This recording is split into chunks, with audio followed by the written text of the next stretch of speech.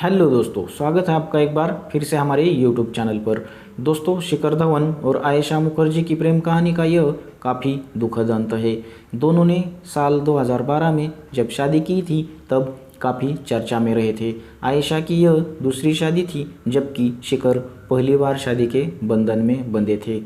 Team India के गब्बर कहे जाने वाले शिखर धवन की आयशा मुखर्जी से कैसे मुलाकात हुई और दोनों कैसे एक दूसरे के करीब आए, आइए जानते हैं आगे वीडियो में।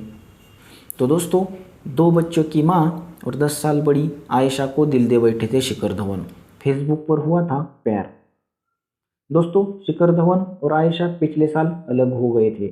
8 साल के लंबे रिश्ते के बाद दोनों ने अपनी अपनी राहें अलग करने का फैसला लिया था। इस तलाक ने काफी सुर्खियों भी बटोरी थी। ऐसा इसलिए क्योंकि इस कपल को देखकर कभी नहीं लगता था कि ये दोनों कभी अलग भी हो सकते थे। शिखर और आयशा अपनी शादीशुदा जिंदगी में बहुत खुश थे। सोशल मीडिया पर दोनों एक दूसरे के साथ फोटो शेयर करते रहते थे। तस्वीरों में यह कपल बेहद खुश और मस्त नजर आता था।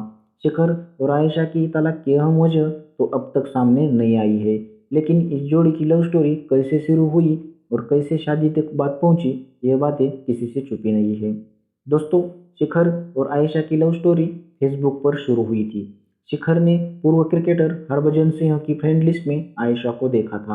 आयशा एक बॉक्सर थी और शिखर को उनकी तस्वीरें खूब भाई थी। इसके बाद उन्होंने आयशा को फ्रेंड रिक्वेस्ट भेज दी। आयशा ने ये रिक्वेस्ट एक्सेप्ट की और बस आधे घंटे के अंदर दोनों की चैट शुरू हो गई। दोस्तों, शिखर और आयशा की जब चैट शुरू हुई, उससे पहले आयशा अपने पति से तलाक ले चुकी थी। आयशा की दो बेटियां भी थी। आयशा उम्र में भी शिखर से पूरे 10 साल बड़ी थी, लेकिन इन सब के बावजूद आयशा की तस्वीरों और बातों ने शिखर को बोल्ड कर दिया था। दोस्तों, फेसबुक पर चैटिंग का यह सिलसिला चलता रहा और फिर एक दिन दोनों की मुलाकात हो गई। अपनी पहली डेट में यह कपल एक दूसरे को इम्प्रेस करने में कामयाब रहा और फिर मुलाकातों का दौर चलता रहा। लंबे वक्त तक डेटिंग करने के बाद साल 2012 में दोनों ने सिख रीति रिवाजों के साथ शादी कर ली। आयशा मुखर्जी के पिता बंगाली थे और मां ब्रिटेन की नागरिक थी। शादी के बाद दोनों ऑस्ट्रेलिया शिफ्ट हो गए थे। हालांकि आयशा का जन्म भारत में ही हुआ।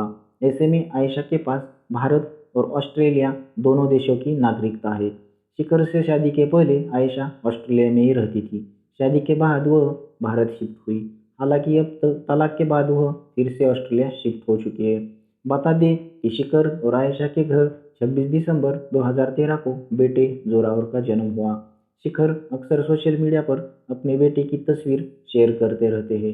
फिलहाल जोरावर भी आयशा के साथ ऑस्ट्रेलिया में ही रहते हैं। दोस्तों, अगर आप भी आयशा और शिखर धवन की जोड़ी को पसंद करते थे तो इस वीडियो को एक लाइक ज़रूर कर देना।